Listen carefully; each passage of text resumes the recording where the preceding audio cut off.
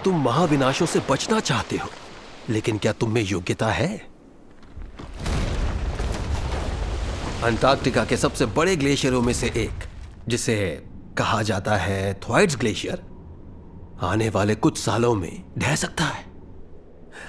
और इसका ढहना पृथ्वी के लिए बहुत विनाशकारी होगा।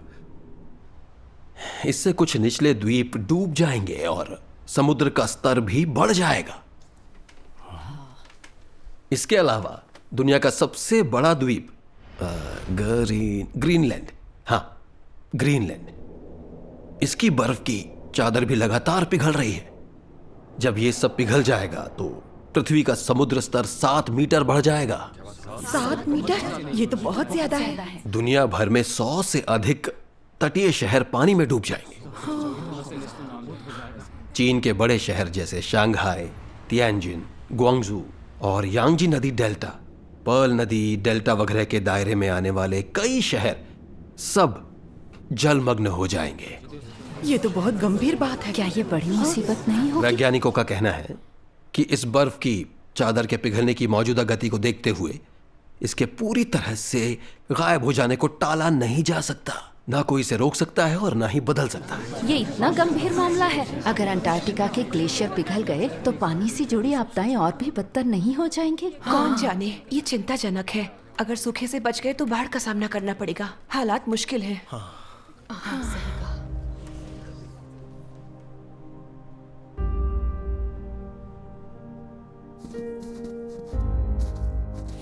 ध्रुवीय भालू कितने प्यारे लग रहे हैं, काफी रोएदार हैं। हाँ।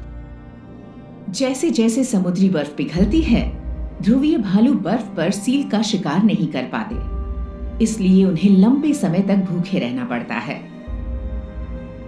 वैज्ञानिकों का अनुमान है कि 2030 के दशक की शुरुआत में गर्मियों के दौरान आर्कटिक में बर्फ नहीं होगी और ध्रुवीय भालुओं के विलुप्त होने का खतरा बढ़ जाएगा।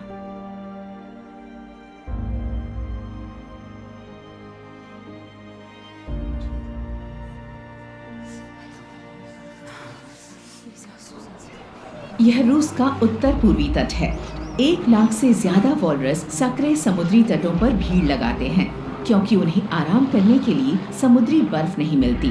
कुछ तो 80 मीटर ऊंची चट्टानों तक पर चढ़ जाते हैं।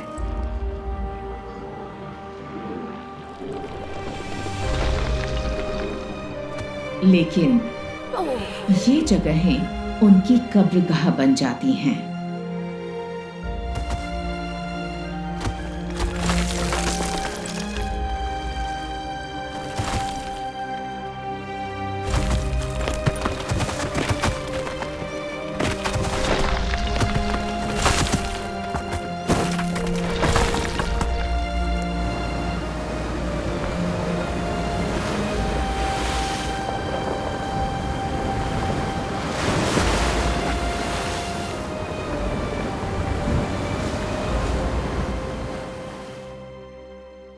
मानव जाति ने बहुत पाप किया है। ये भयानक है। अंटार्कटिका के ग्लेशियर और बर्फ की चादरें पिघल रही हैं और आर्कटिक में समुद्री बर्फ की हालत भी अच्छी नहीं है। इसका क्षेत्रफल घट रहा है और ये तेजी से पिघल रही है। पिघल रही है? इसका हमसे क्या लेना देना? क्या ये भी एक विनाश है? सुनो, आर्कटिक की समुद्री बर्फ को कम मत समझना। ये सूर्य के प्रकाश और गर्मी को परावर्तित कर हवा के तापमान को बहुत गर्म होने से रोक सकती है।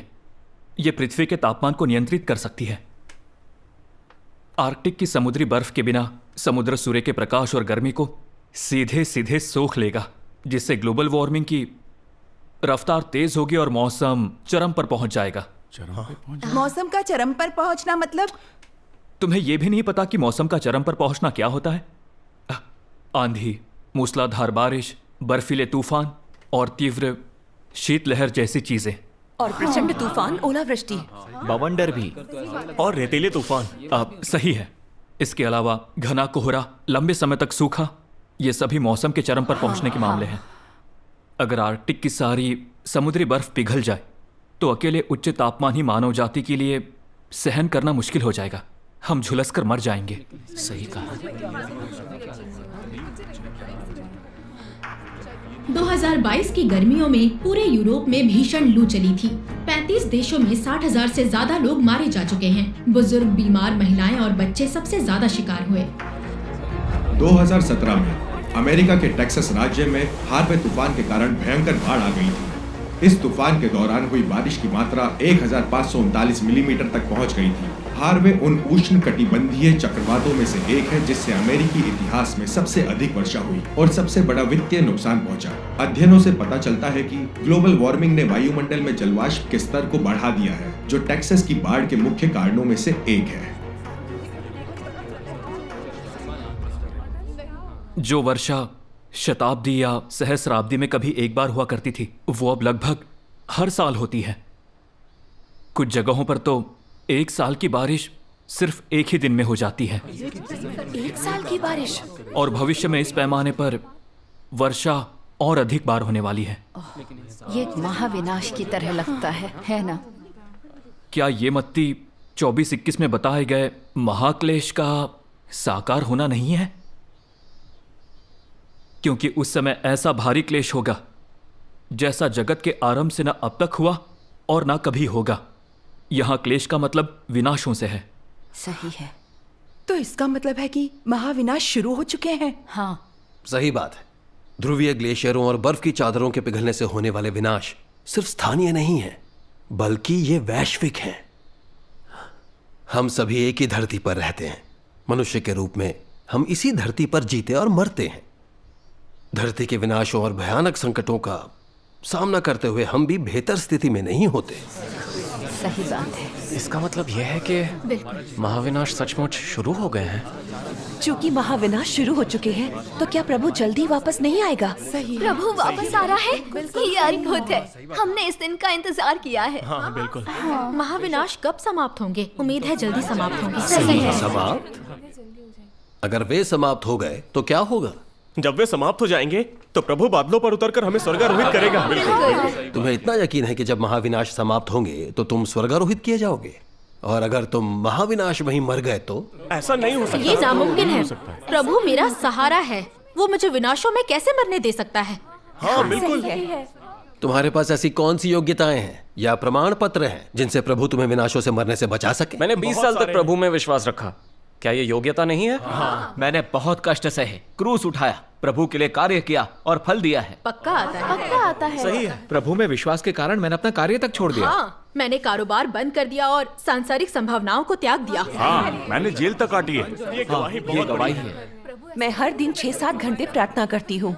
मैं अक्सर केवल 2-3 घंटे सोती हूँ और कपड़े तक नहीं बदलती। क्या यह गिनती में नहीं आता? मैं अक्सर उपवास भी रखती हूँ। मैं एक बार में 1 हफ्ते या 10 दिन का उपवास रखती हूँ। हाँ, जानता हूँ तुम सबने बहुत कष्ट झेले हैं और अपनी आस्था के लिए बड़ी कीमत चुकाई है। बिल्कुल। लेकिन इन बातों से साबित क्या होता है? ये साबित होता है कि हमें प्रभु में आस्था है। क्या ये साबित होता है कि तुम लोग परमेश्वर के मार्ग पर चल रहे हो? हाँ, ये साबित होता है। क्या ये साबित होता है कि तुम लोगों में पापी प्रकृति नहीं है और तुम लोग फिर से पाप नहीं करोगे? क्या तुम्हें नहीं पता कि तुम लोग अभी किस स्थिति में हो? कौन सी स्थिति? हाँ, कौन सी स्थिति?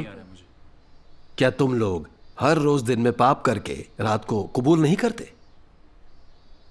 तुम पवित्र आत्मा के कार्य को बिल्कुल महसूस नहीं कर पाते, प्रभु की उपस्थिति तक को महसूस नहीं कर पाते। तुम्हारी सभाएं नीरस और फीकी होती हैं। तुम लोगों के पादरियों और एल्डरों के पास कहने को कुछ नहीं है, वे बस कुछ घिसी पिटी बातें ही कहते हैं।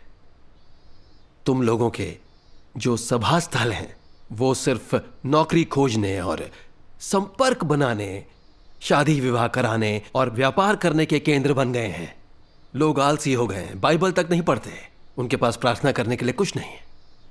प्रभु यीशु ने जिस चोरों के अड्डे की बात की है, ये उससे अलग कैसे है? ये तो कुछ ज्यादा ही हो ऐसा कैसे कह सकता है?